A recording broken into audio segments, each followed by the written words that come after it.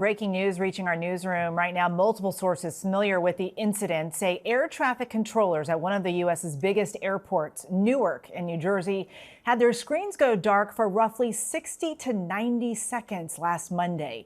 They were also prevented from talking to aircraft during this time as well. And ABC News transportation reporter Sam Sweeney has the latest on this situation. What do we know about what happened here, Sam? Well, Eva, we know that these air traffic controllers were working the airspace on Monday when their screens went dark and they weren't able to communicate with the planes for, as you said, roughly 60 to 90 seconds before the systems came up.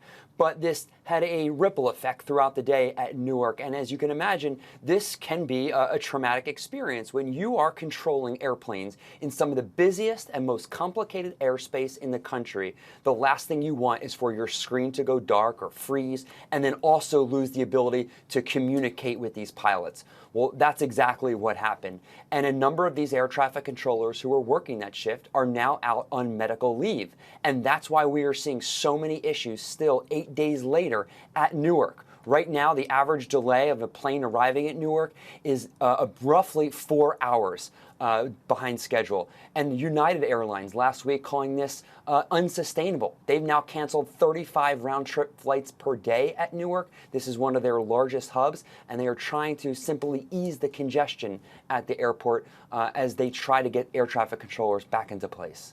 The air traffic controllers union blames an air traffic controller shortage in Newark Airport on chronic understaffing and outdated equipment. What's going on here? So the controllers who control the airspace at Newark used to live and work in Long Island in New York. Last July, they were moved to Philadelphia by the FAA. And as soon as that move was announced, they tried to fight it, but they ultimately lost and were forced to move.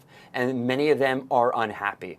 And they are also, as you said, using outdated equipment. They're still using floppy disks in some of the air traffic control centers and towers around the country. The computers are outdated, all of the equipment is outdated, and this new administration is promising to rebuild the entire air traffic control system. And yes, there are shortages. There's roughly 3,000 staffers, or air traffic controllers short around the country. But they've been able to mitigate that by having people work extra shifts. But this Newark situation is caused right now by the people who are on medical leave, the weather that's in the area today, and also runway construction. They're rebuilding a runway there, so they've had to slow things down as well for that. So this is just a big problem at Newark. If you can avoid it, it would probably be in your best interest to do so in the coming days. Layers of issues there today. Sam Sweeney, thank you so much for your reporting. Thank you.